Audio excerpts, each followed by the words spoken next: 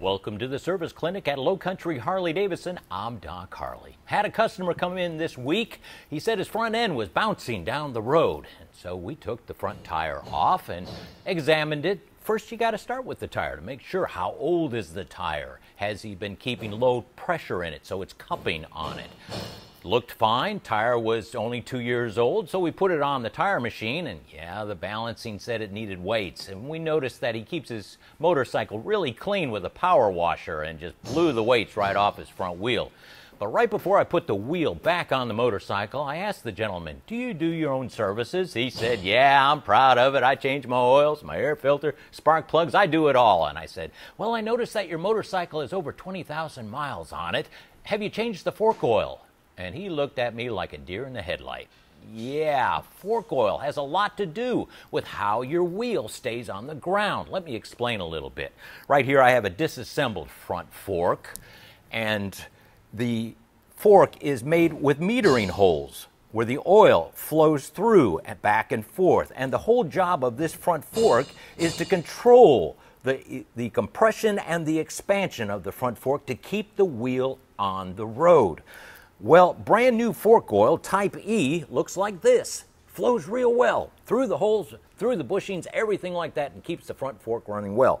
Well, after 20,000 miles, this is what it looks like. A lot thicker, ugly. It has a hard time flowing at all, going through these holes. So with the older oil, yes, your front end isn't going to compress as easy, and it definitely is not going to return to its normal state with this kind of oil.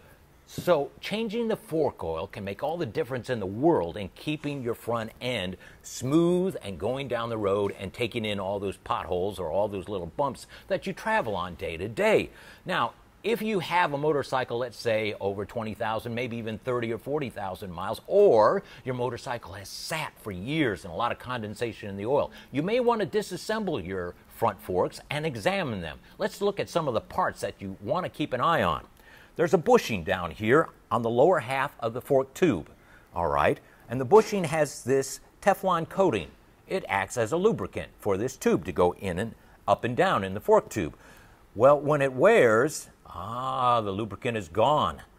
And so now there's no real bushing to really support this fork tube. And there's another one of these in the lower fork tube, and that takes the fork tube in and out, and it has the same coating inside. And if we rotate this, look, it's worn out.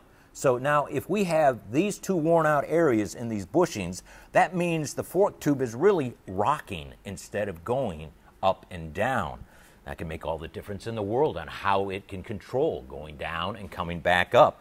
And if your motorcycle has a lot of miles on it, might want to consider replacing the spring. I mean, think how many times this thing has gone up and down and compressed.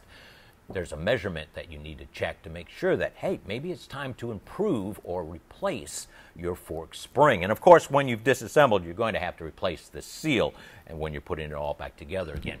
I just want to bring it to your point of view that if you want to keep your motorcycle attached to the ground and smoothly going down the road, think about changing your fork oil. And yes, when you go to your local Harley-Davidson dealer, you're going to see two types, type E and the Screaming Eagle heavy duty oil. And you're going to say, "Oh, Screaming Eagle performance, I want the best in my motorcycle."